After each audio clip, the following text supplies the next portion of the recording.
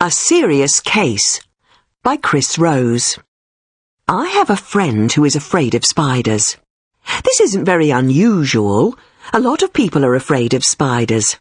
I don't really like spiders much myself. I don't mind them if you see them outside in the garden, as long as they're not too big. But if one comes in the house, especially if it's one of those really big spiders with furry legs and little red eyes, then I go, yuck! And I try to get rid of it. Usually, I'll use a brush to get rid of the spider, but if I feel brave, then I'll put a glass over the top of it, slide a piece of paper under the glass, and then take it outside. This is quite normal, I think. But my friend isn't afraid of spiders in any normal way. She isn't just afraid of spiders, she is totally, completely, and utterly terrified of them.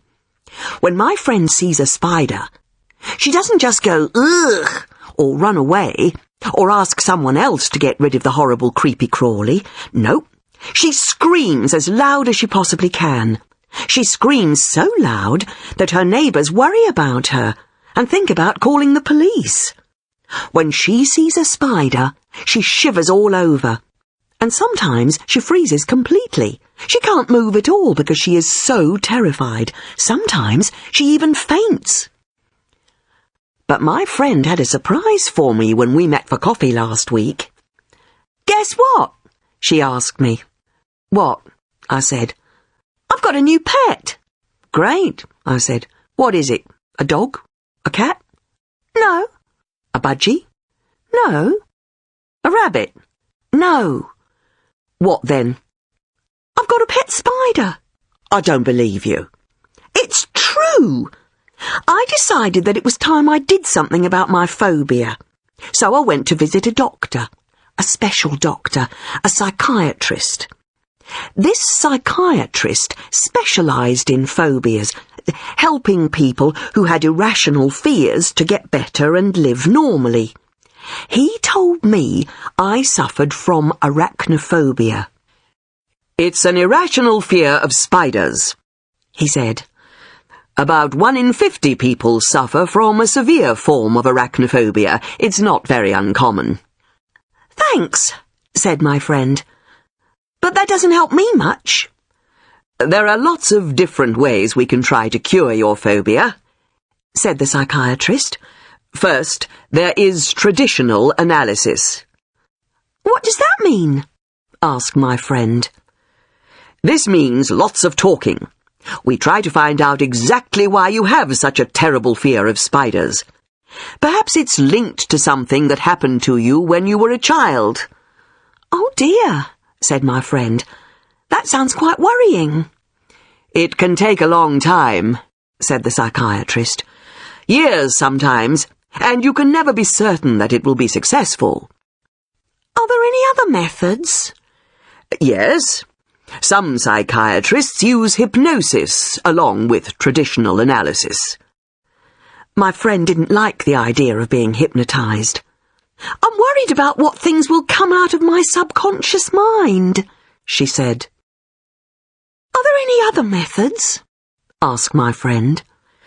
"Well," said the psychiatrist, "there is what we call the behavioural approach." "What's the behavioural approach?" asked my friend.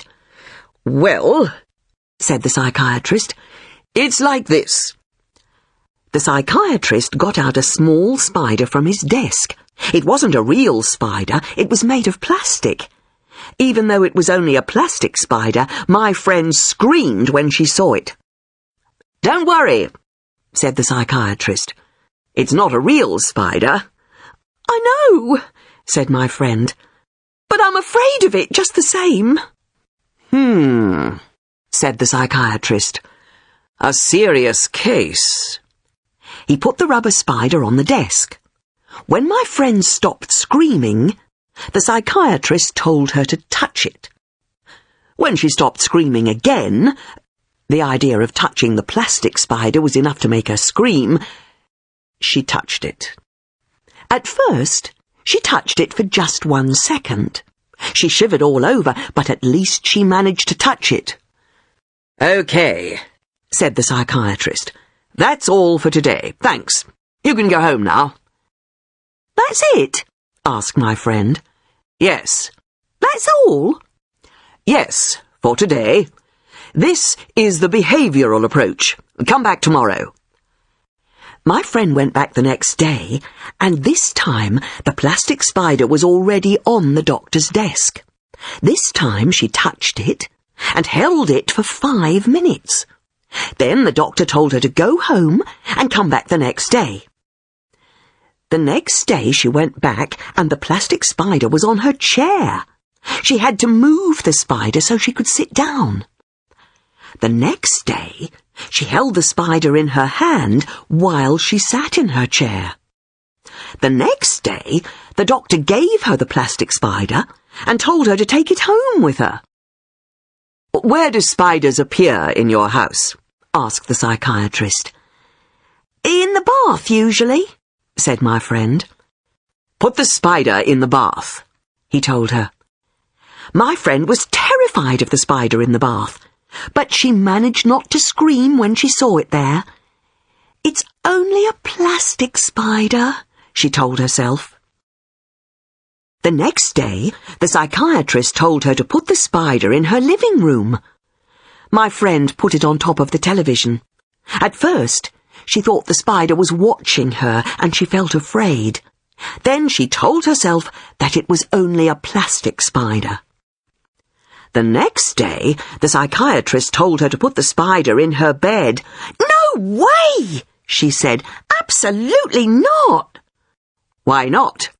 asked the psychiatrist. "It's a spider," replied my friend. "No, it's not," said the psychiatrist. "It's a plastic spider. It's not a real one." My friend realised that her doctor was right. She put the plastic spider in her bed, and she slept there all night with it in her bed. She only felt a little bit afraid. The next day, she went back to the psychiatrist. This time, she had a shock. A big shock. Sitting in the middle of the doctor's desk, there was a spider. And this time, it was a real spider. My friend was about to scream and run away, but she didn't. She sat on the other side of the room, as far away as possible from the spider for about 5 minutes. Then she got up and left the room. "See you tomorrow!" shouted the psychiatrist to her as she left. The next day she went back, and this time the psychiatrist let the spider run around on his desk. Again, my friend stayed about 5 minutes, then left.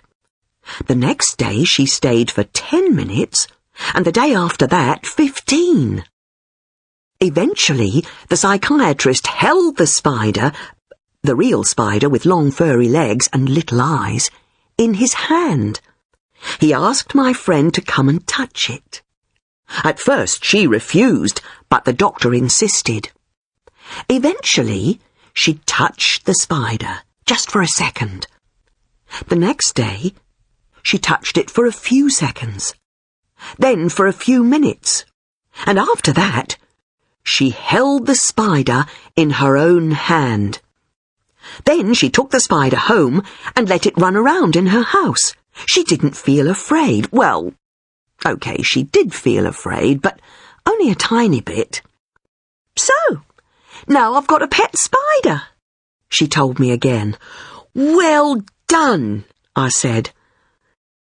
"There's only one problem," she said. And as she spoke, I noticed that she was shivering all over.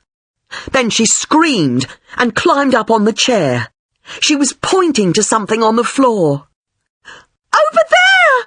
she screamed. "Look! It's a beetle!" Please like and subscribe to the channel if you want to see the sequel.